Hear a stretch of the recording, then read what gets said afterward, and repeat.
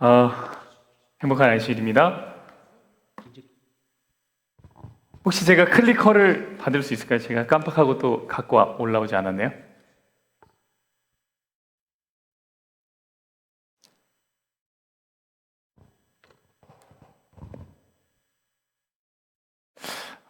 지난주에 저희가 성소 기구들을 살펴보면서 하나님 말씀을 나누었습니다. 그 제목을 혹시 기억하십니까? 제목이 고리에서 빼지 말며, 고리에서 빼지 말며, 법궤를 옮기는 채를 빼지 말자. 네, 고맙습니다. 이런 말씀을 나누었습니다. 언제든지 하나님이 말씀하시는 대로 순종하는, 하나님의 말씀이 중심이 되는 삶의 중요함을 나누었습니다. 집사님, 여기 혹시 위에 조명을 켜주실 수 있습니까? 네.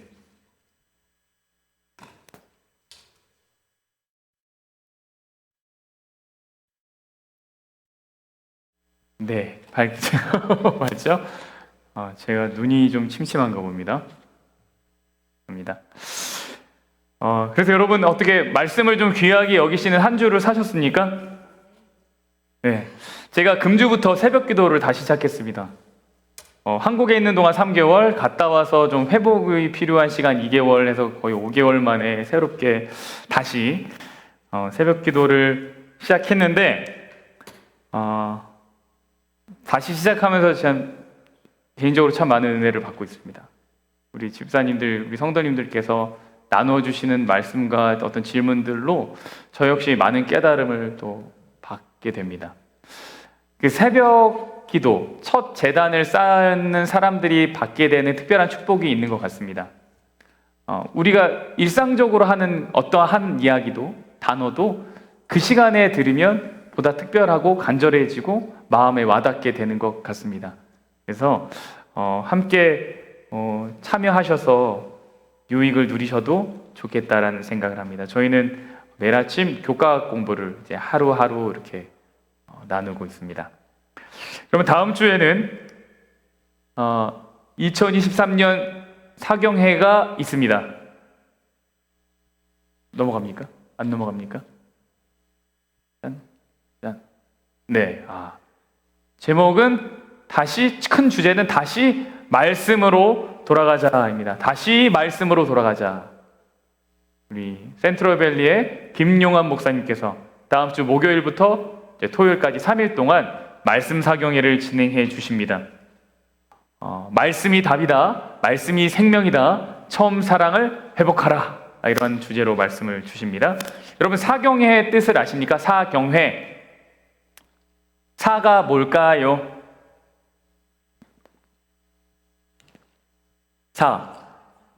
사랑하는 건가요? 그것도 좋네요.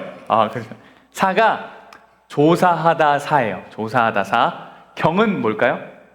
성경, 말씀경. 그래서 사경회가 뭐냐면 말씀을 조사하는 거예요. 샅샅이 살펴보는 모임입니다. 그 기간은 더 말씀에 깊이 빠져서 말씀을 살펴보는 시간입니다. 다음 주에 목요일, 금요일, 토요일 많은 분 참석하셔서 이 말씀을 깊이 연구하는 축복을 누리시기를 간절히 바랍니다. 오늘은 출애굽기 26장과 27장에 있는 성막, 제단, 뜰, 이 부분에 대한 말씀을 통해서 은혜를 좀 나누겠습니다. 여러분, 출애굽기 26장에 보면 성막이 나옵니다. 성막. 우리는 성막이라고 흔히 얘기하면 모세가 하나님께 계시를 받아서 지었던 모든 것을 성막이라고 부릅니다. 맞습니까? 모세의 성막. 근데 오늘 등장하는, 말씀드리려고 하는 성막은 그 중에 기물들은 좀 빼고 성소와 지성소에 딱 이렇게 포커스 되어 있어요. 그것도 뭐라고 부르냐면 성막이라고 부릅니다. 먼저 좀 용어를 정리를 해야 될 것 같아요. 출애굽기 26장과 27장에는 휘장이라는 단어가 등장합니다. 휘장 들어보셨습니까? 휘장이 뭐죠?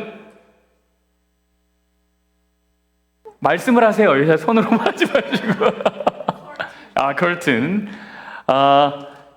사실 성경에는 그냥 하나의 휘장이라고 등장하지만 여러 개를 이야기합니다. 자, 첫 번째는요, 1번. 덮개도 휘장이라고 합니다. 성경에 보면 덮개를 설명하다가 휘장이라는 표현이 나와요. 덮개도 휘장이라고 그러고, 두 번째, 우리가 흔히 이야기하는 휘장이죠. 성소와 지성소의 그 사이의 커튼, 이것도 휘장이라고 부릅니다. 네. 그리고 세 번째는 성소로 들어가는 문, 이것도 휘장이라고 부릅니다.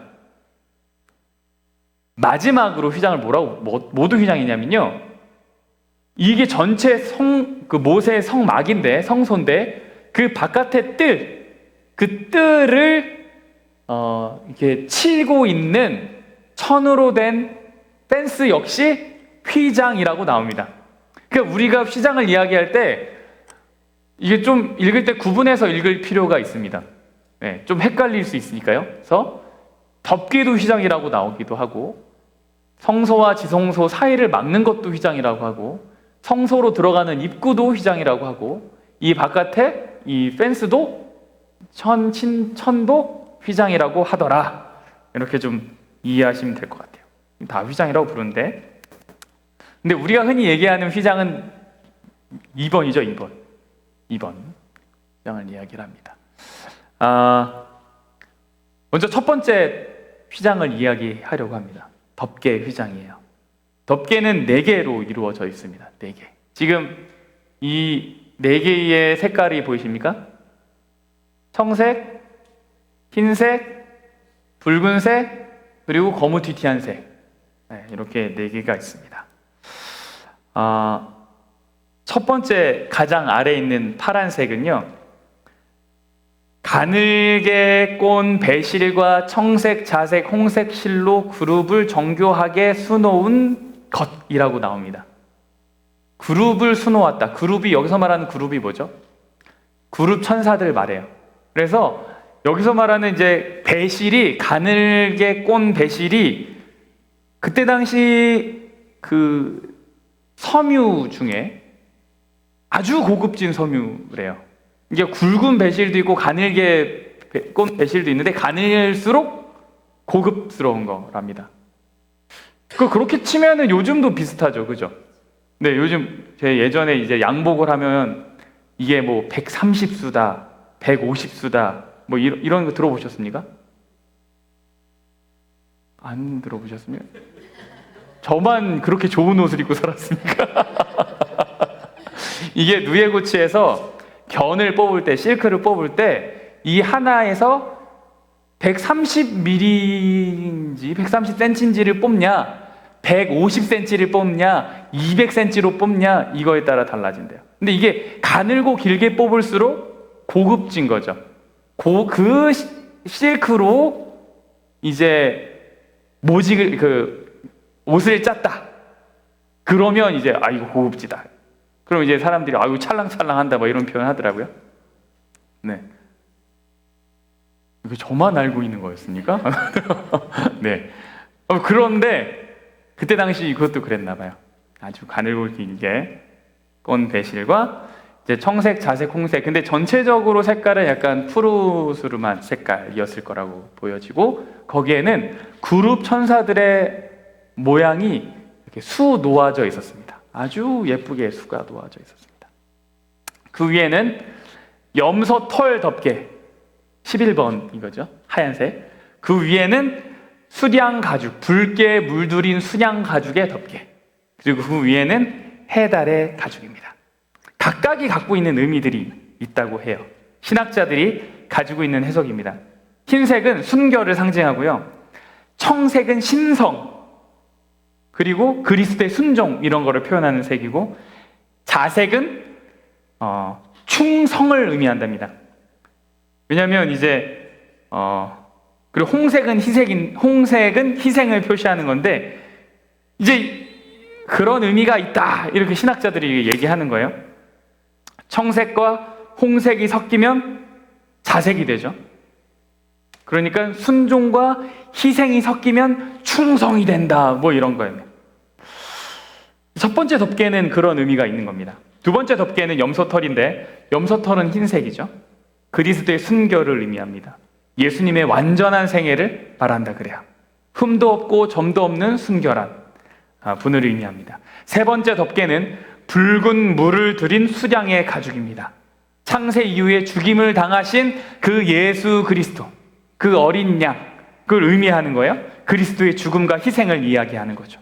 그 네 번째 덮개는 해달의 가죽입니다. 물돼지라고도 번역이 되어 있는데 유대인들은 사실 반가워해요? 반가워하지 않아요? 부정한 동물, 별로 반가워하지 않는 동물이죠. 이것은 예수님께서 유대인들에게 나아가 세상 사람들에게 가장 멸시를 받은 존재였지만 결국 이 모든 것을 덮어준다, 뭐 이런 의미가 있다라고 합니다. 근데 저는 이거 사실 연구를 하고 책을 보면서 이런 설명을 볼 때 여러분 이게 막 마음에 와 닿으십니까? 조금 하세요. 저는 사실은 그렇게 마음에 와닿진 않아요. 믿음이 부족해서인지. 그때 당시 사람들이 다 그거를 이해하면서 이거를 바라보거나 만들진 않았을 것 같다는 생각이 들어요. 이후의 사람들이 과연 이것이 무슨 의미였겠는가를 나름 해석하고 붙인 것이라는 생각이 들었기 때문이죠. 그런데요, 이 덮개가, 이 알록달록한 아름다운 색깔이었다가 흰색이었다가 빨갛게 됐다가 거무튀튀해져서 볼품없게 되는 이 변화들, 모양들이 이번 말씀을 묵상하면서 굉장히 제게 의미 있게 다가왔습니다. 왜 그러냐면 이 네 개의 덮개의 모습이 예수님이 십자가 앞에서 입으셨던 옷들과 굉장히 흡사하다는 걸 알았어요.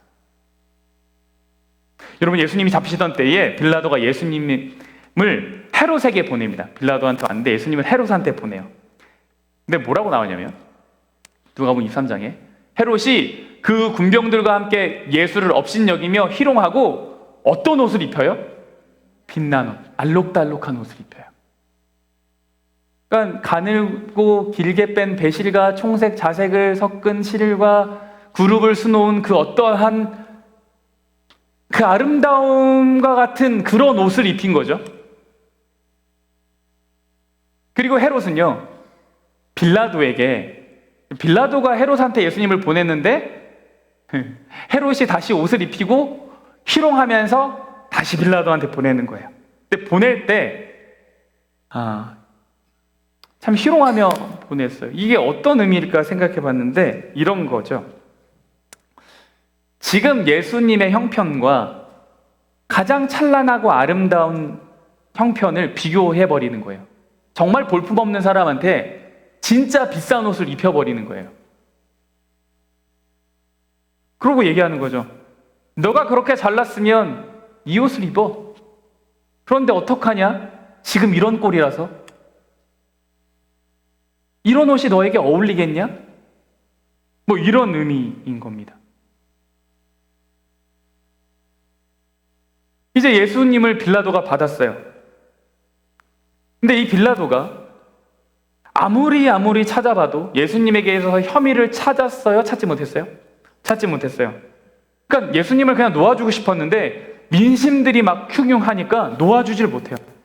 그래서 빌라도가 생각한 것이 명절 때 어떤 사람을 풀어주는 것을 이제 특사를 이용해서 예수님을 좀 풀어줘야겠다라는 생각을 했습니다. 당연히 빌라도는 예수님을 백성들이 풀어주라고 할 줄 알았어요. 왜요?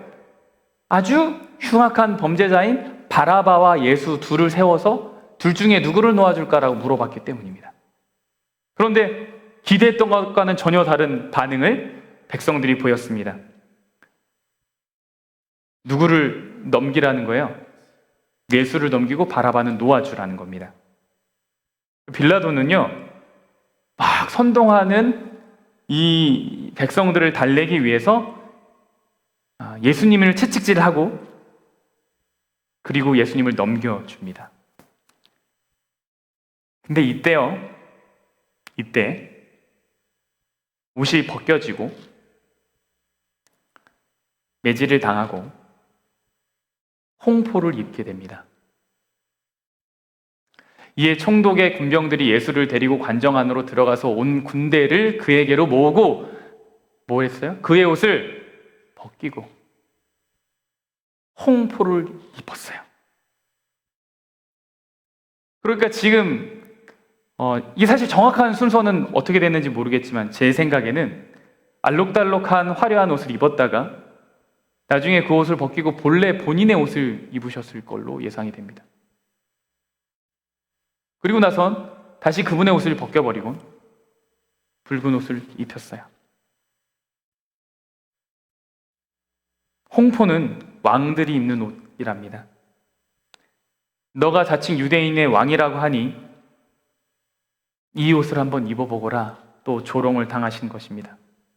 그런데요, 이번에는 홍포를 또 벗깁니다.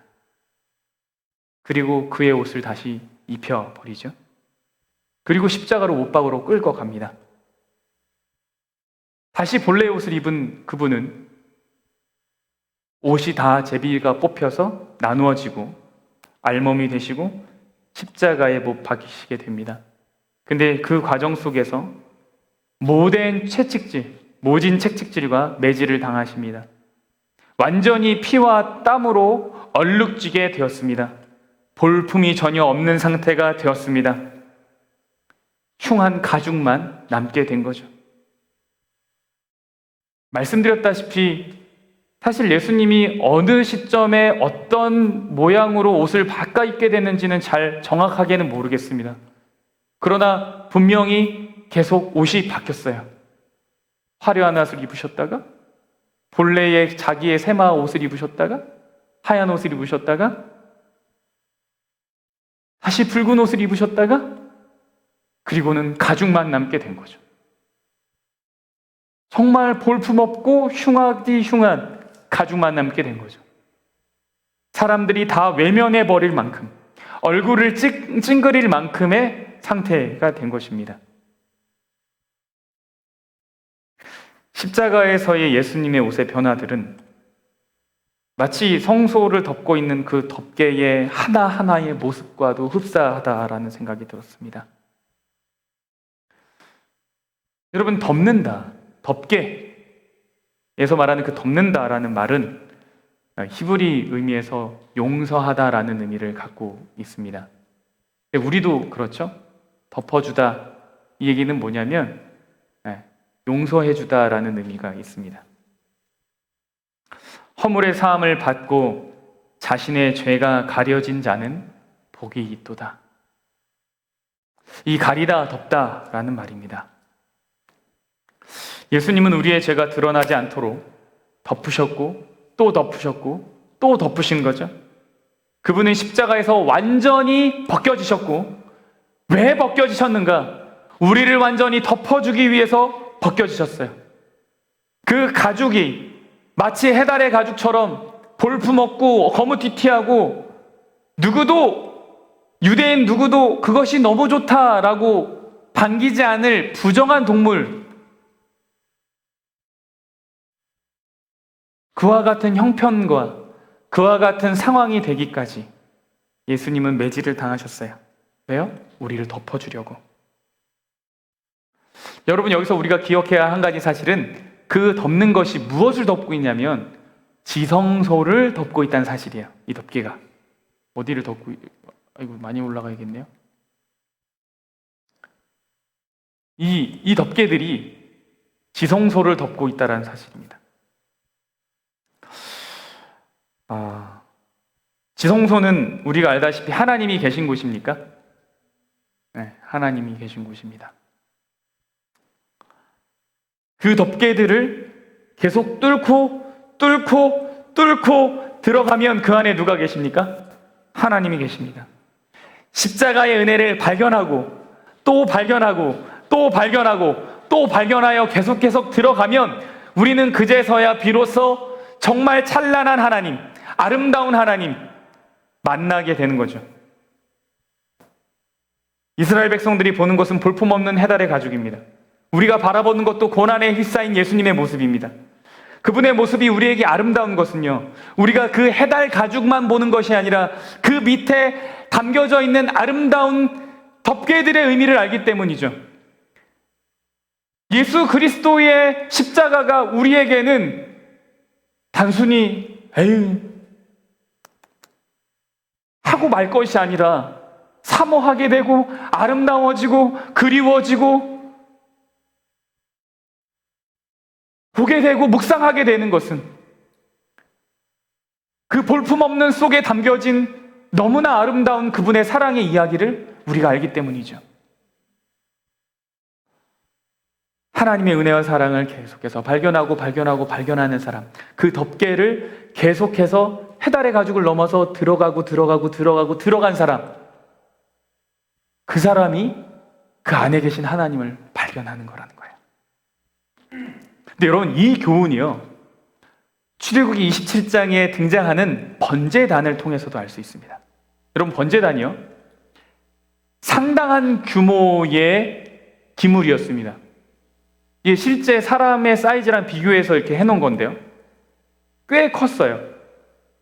왜 그럴 수밖에 없냐면 잡아들이는 제물이 사이즈가 큰 것들이 있기 때문에, 그죠? 컸습니다. 여기서 제물들이 태워지고 희생제물의 피가 뿌려졌습니다. 그리고 발라지는 것입니다. 근데 성소로 들어가는 문이요, 동편에 딱 하나가 있었습니다. 이 빨간색 화살표가 문입니다. 이스트, 동쪽이에요. 동쪽에 딱 하나의 문이 있었어요. 그 문으로 들어가면 제일 먼저 바라보게 되는 게 뭐냐면, 마주하게 되는 게 뭐냐면 번제단, 우리가 지금 방금 본 이 번제단을 보게 됩니다. 다른 곳으로는 들어갈 문이 없어요. 동쪽밖에 없어요. 들어가면 무조건 보게 되는 건 번제단. 성막과 그리고 이 전체 회막의 문 사이에 이것이 있었고, 그 규모가 작지 않았기 때문에 무조건 보게 돼요. 이 제단에서 매일 쉼 없이 계속해서 연기가 올라가고 있었어요. 이 불이 꺼지지 않았어요. 그리고 그 제단에는 수많은 피의 흔적들을 볼 수 있었습니다. 그래서 여러분 우리가 진짜 기억해야 될 건 뭐냐면, 정말 감격스러운 것은 이 번제단에 누가 갈 수 있었을까요? 죄인들. 모든 죄인들은 번제단으로 갈 수 있었습니다. 성소와 지성소는 누구만 가요? 제사장들만 가요. 지성소는 1년에 딱 한 번 가요. 그것도 대제사장이. 그런데 이 번제단은 누구나 다 갈 수 있어요. 내가 죄인이구나 느끼는 사람은 다 갈 수 있어요. 네, 하나님이 이렇게 말씀하셨어요. 한 어린 양은 저녁 때에 드리되 아침에 한 것처럼 소제와 전제를 그것과 함께 드려 향기로운 냄새가 되게 하여 여호와께 화제로 삼을지니, 이게 그 번제단에서 매일 아침 저녁 상번제라는 걸 드렸어요. 그 얘기예요. 근데 그 번제단에 대한 이야기를 하면서 하나님이 뭐라 그러셨냐면, 이는 너희가 대대로 여호와 앞 회막 문에서 늘 드릴 번제라. 내가 거기서 너희와 뭐 한다고요? 만나고.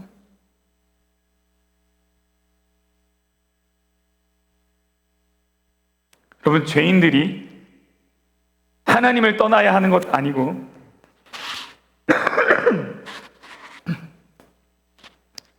하나님은 죄인들을 버리신 것이 아니에요. 만일 성소에서요, 속죄소 위에서만, 지성소 안에서만 내가 거기서 너와 만난다라고 한다면 사실 말이 안 돼요. 우리는 어떻게 만나요? 죄인들은 어떻게 만나요? 제사장밖에 못 만나요. 그럼 우리는 제사장을 통해서밖에, 멀리서밖에 만날 수 없는 거예요. 근데 하나님이 뭐라 그러셨냐면, 모든 죄인들아, 내가 너와 만날 거야. 어디서요? 번제단에서. 바로 거기서. 여러분, 그래서 구약의 백성들은요, 번제단이 없이는 속죄와 구원이 없다는 것을 경험적으로 알았어요. 무슨 얘기인가 하면 번제단을 통해서만 지성소로 들어갈 수 있다는 걸 알았어요. 번제단을 통해서만 더 하나님께 가까이 나아갈 수 있다는 걸 알았어요. 성소에 들어가면 번제단이 가장 먼저 보였고, 그 번제단을 통하여서만 자신의 죄가 해결된다는 것을 사실 매일 아침 저녁 경험한 겁니다. 저희 죄인들이 제사를 드릴 때 희생제물을 가지고 와요. 그리고 희생제물에 안수를 합니다. 그러면 자신의 죄가 이 희생제물에 전가되었다라고 생각해요. 그 의미는 이 동물과 내가 일치하게 된다라는 거예요. 이 전가라는 개념이 사실 우리가 되게 유의해야 될 게 뭐냐면, 희생제물에 안수를 하잖아요. 그러면 저는 예전에 그렇게 생각했어요. 내 모든 죄가 다 이렇게 와서 손끝으로 이렇게 쫙 가서 이제 이렇게 양에게 쫙 간다. 어디서 이상한 판타지 본 것처럼 이렇게 생각했어요. 근데 이 안수의 의미가 그런 게 아니에요. 이 안수의 의미는 이제 너와 나는 동일한 상태다라는 의미예요. 동일한 상태다. 너가 곧 나다라는 의미예요. 그런데 이 동물이 죽는 거죠. 동물이 죽는 거 사실 누가 죽는 거예요? 내가 죽는 거예요, 내가. 근데 나 대신 동물이 죽게 되는 거죠. 그래서 죄로 인해서 누군가는 죽어야 된다는 걸 깨닫는 거예요. 죄의 싹은 죽음이라는 것을 깨닫는 거예요. 그 경험으로 아는 거예요. 이것이 없이는 구원이 없다는 걸 경험적으로 아는 거예요. 여러분, 이 번제단은요, 십자가를 보여주는 겁니다. 십자가에서 이 죄의 해결과 구속의 장면을 우리는 목격하는 거죠. 희생제물이 죽으면 제사장은 그 피를 이 번제단의 네 뿔에 바르거나 그 번제단 그 주변에 뿌리거나 이렇게 쏟아붓거나 아니면 그 면에 뿌립니다. 이것은 희생제물이 죄의 진노를 받았다는 것을 의미합니다. 근데 여러분, 그와 같이요, 십자가에서 예수 그리스도의 모든 보혈이 다 흘려져서 내려갔어요. 아주 철철 흘러 넘쳤어요. 그리스도의 보혈이요. 이것은 죄의 진노를 예수 그리스도께서 다 담당하셨다는 걸 의미하죠. 번제단에서 희생제물을 통해서 모든 죄인들이 거룩함을 입었듯이 모든 죄인들은 십자가에서 거룩함을 입게 됩니다. 우리가 여기서 반드시 기억해야 될 것은 십자가 없는 예배는 없다라는 거예요. 번제단 없이 지성소로 갈 수 없어요. 희생제물 없는 예배는 없어요. 그런데 너무나 많이 우리는 번제단을 통하지 않고 어디로 가고 싶어 합니까? 지성소로 가고 싶어 하죠. 성소 문에 들어가면 번제단을 마주하는데 그거에 주목하지 않아요. 그리고 어디로 달려가냐면 지성소로 달려가요. 가서 뭐 합니까? 내가 바라는 것들 고백해요. 하나님, 저 축복해 주십시오. 내 마음이 답답합니다. 평안을 주십시오. 잘되게 해 주십시오. 하나님의 임재의 경험을 다 경험하고 싶어요. 뭐 없이요? 번제단 없이요. 십자가 없이요.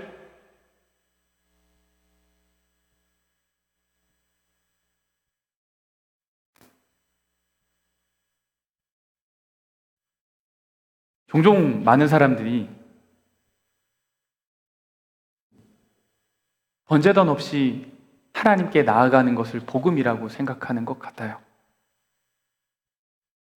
그런 사람들에게 십자가는 거추장스럽고 무서운 짐이죠. 번제단 같은 이야기들은 참사랑 아니라고 생각합니다.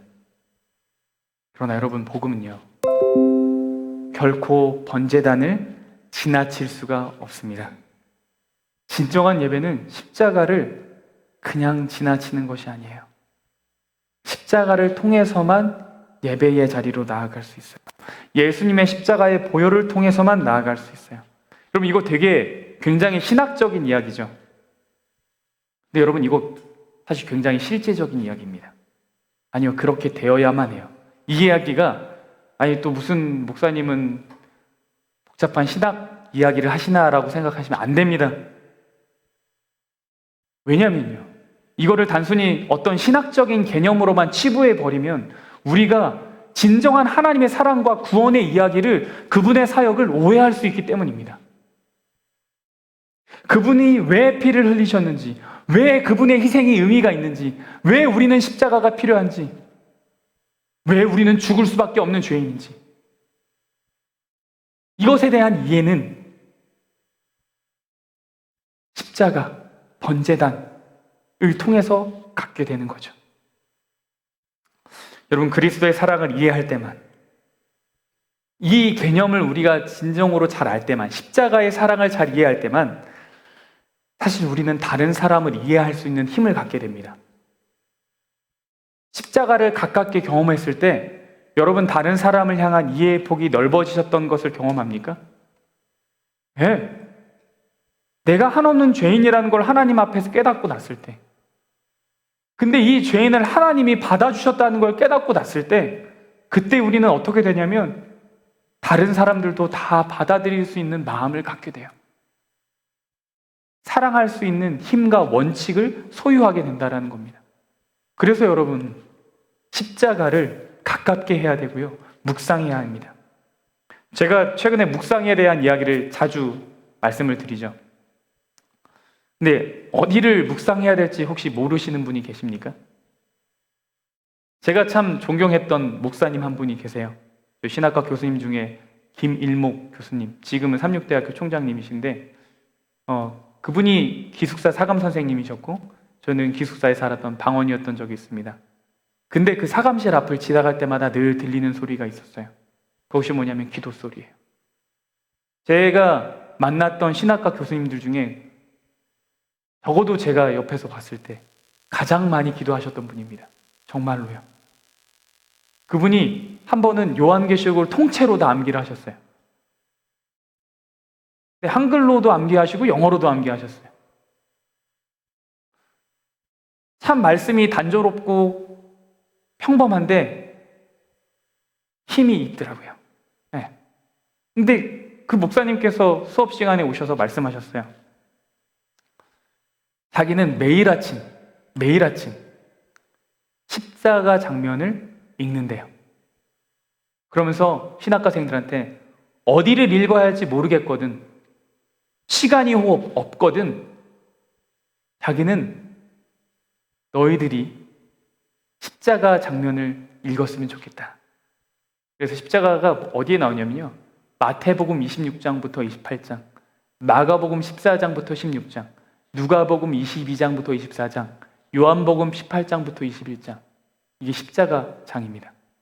물론 성경의 곳곳에 십자가 이야기 있습니다. 그것을 발견할 때마다 오는 은혜가 있어요. 너무너무 신이 나고 아름답고 감사하고 감격적이죠? 근데 여러분, 어떤 말씀을 읽어야 될지 모를 때, 혹 너무 바쁘다는 생각이 들 때, 혹 하나님의 그 은혜를 너무 간절히 경험하고 싶을 때, 여러분, 십자가 장면을 펴서 읽으십시오. 십자가 장면을 펴서 읽으십시오. 하루에 한 장씩 읽으시고 또 지나면 다시 반복해서 읽으셔도 됩니다. 예수님이 뭐라 그러셨냐면, 말씀에 오늘 출애굽기에 뭐라 그랬냐면, 내가 너와 만나는 장소가 어디라고요? 거기다. 내가 번제단에서 너와 만나겠다 그랬어요. 번제단이 어디라고요? 십자가. 우리가 예수님을 만나는 장소는 어디예요? 십자가. 십자가.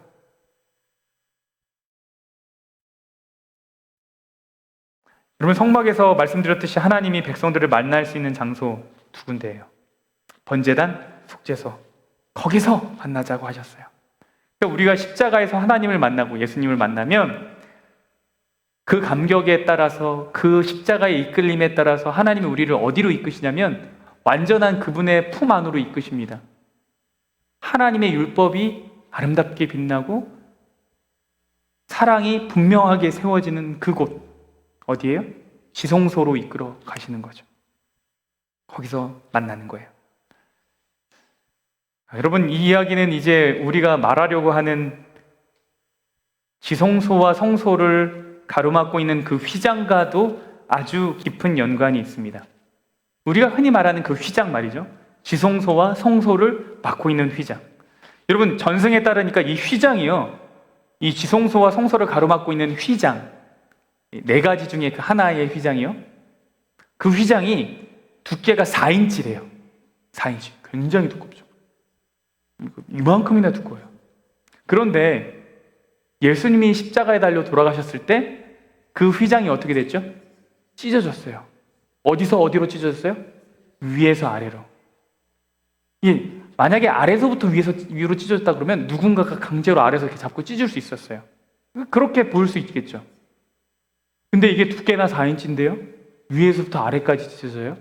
근데 이 성소의 높이가 약 4.5m예요. 인간이 어떻게 그 높이, 저희 교회의 높이도 한 그 정도 됩니까? 그 정도 될 것 같아요. 혹시 그것을 염두에 두고 디자인 하였습니까? 이 높이 내는 있는 것을 위에서부터 아래까지, 이건 인간이 한 것이 아니죠. 근데 그 휘장이 찢어짐에 대해서 히브리서는 무엇이라고 얘기하냐면 이렇게 얘기해요. 그러므로 형제들아, 우리가 예수의 피를 힘입어 성소에 들어갈 담력을 얻었나니, 우리가 성소로 들어갈 수 있다는 거예요. 하나님 앞에 더 온전히 담대히 나아갈 수 있다는 거예요. 그 길은 우리를 위하여 휘장 가운데로 열어놓으신 새로운 길이요. 휘장은 곧 뭐라고요? 그의 육체다. 성경은요, 그 휘장이 예수님의 육체라고 이야기해요. 그 십자가에서 예수님이 완전히 갈기갈기 찢겨져 마음이 터질 때 무엇이 찢어졌냐면 동시에 휘장도 찢어졌어요. 그러면서 지성소로 가는 길, 하나님께로 나아가는 길이 열린 거죠. 십자가를 통해서만 열리는 길이에요. 여러분, 다시 한번 말씀드리지만 십자가를 통하지 않고서는 하나님께로 나아갈 수 있는 길이 없어요. 그리스도인이란 이 십자가를 이해한 사람들입니다. 정말 세상에 많은 사람들이 하나님을 찾아요. 그리고 그들 나름대로의 진리가 있습니다. 저는 정말 아름다운 것은 다 하나님께로 왔다고 생각합니다. 그리고 그것을 연구하다 보면 결국은 그 사람들도 하나님을 만날 수 있다고 생각합니다. 그럼 그리스도인은 차이가 무엇인가? 십자가를 통해서 나아가는 사람들입니다. 이제 오늘 나누었던 말씀들에 대한 영상을 좀 보려고 합니다. 성소에 대한 장면을 이제 영상으로 이제 있는 것이 있어서 제가 가져왔는데, 이 성소의 성막의 모습을 보면서 오늘 들었던 말씀들을 다시금 되새겨 보면 좋을 것 같습니다. 위에서 아래로 찢어진, 이게 요즘은 기술력이 좋아서 이렇게 나올 수 있습니다. 이게 바깥에서 안으로 들어가는 문입니다. 이 문으로 들어가면 이거는 영이야. 뭐 필요한데? 근데 이거 내 건데? 네. 이거 제가 목소리도 같이 녹음이 됐네요. 혹시 이걸 소리를 킬 수 있습니까? 이거 진짜 대형 방송사고. 네, 이게 캡처를 했는데 목소리가 캡처가 됐네요. 다시 볼 수 있습니까? 제가 정신이 혼미해져가지고 순간 이 설명을 드리려다가 위로 갔다가 다시 왔죠. 음소거가 됐습니까? 두렵습니다. 맨 오른쪽에 보면 그 스피커 모양이 있는데 거기 맨 오른쪽이에요. 네, 거기 방금 네. 예, 감사합니다. 네. 이제 뜰에서 안으로 들어가는 이 휘장 중에 하나, 여기를 들어가면 무엇이 보여요? 먼저 번제단이 보입니다. 네. 이 번제단의 4가지의 뿔도 사실 다 의미가 있는데, 피를 여기다 뿔에다가 바르고 이 면에다가 바르고 그 다음에 번제단 아래다 쏟아 붓습니다.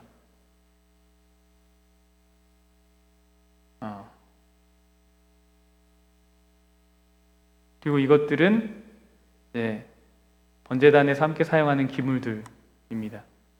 그리고 이걸 통과하면 그 다음에 물두멍이 나와요. 근데 지금 이제 피를 바르는 모습을 한번 재현하는 것 같습니다. 물두멍은 이제 사실 우리 아직 나오지가 않아서 다루지 않았습니다. 그리고 안에 들어가면 분향단이라고 있는데, 기도하는 단이 있는데 그것도 아직 성경에 등장하지 않았습니다. 나중에 나옵니다. 나중에 함께 좀 다뤄보려고 합니다. 물두멍이에요. 물두멍은 이제 제사장이 손을 씻는 곳입니다. 안으로 들어가면, 이것도 이제 휘장이라고 불리겠죠? 이 안으로 들어가면 오른쪽엔 뭐가 있을까요? 떡상. 오른쪽에 보이시죠? 떡상이 있고 왼쪽에는 등대가 있습니다. 그리고 그 앞에는 분향단이 있죠.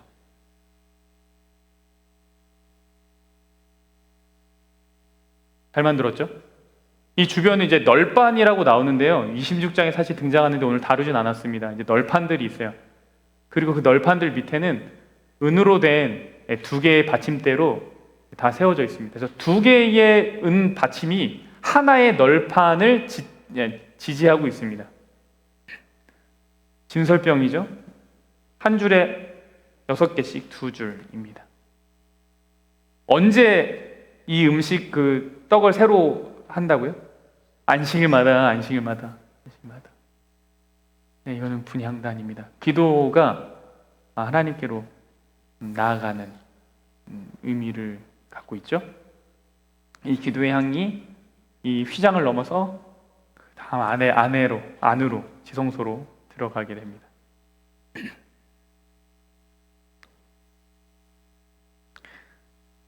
네, 이제 휘장을 지나면 이 안에는 이제 지성소, 언약궤, 법궤라고 하고 증거궤라고 하고 언약궤라고도 하고, 이 위에는 시온자, 속죄소라고 불리는 덮개가 있습니다. 그리고 그 안에는 십계명 돌판 2개와 만나 같은 하갈이, 아론의 쌍난 지팡이, 이렇게 있습니다.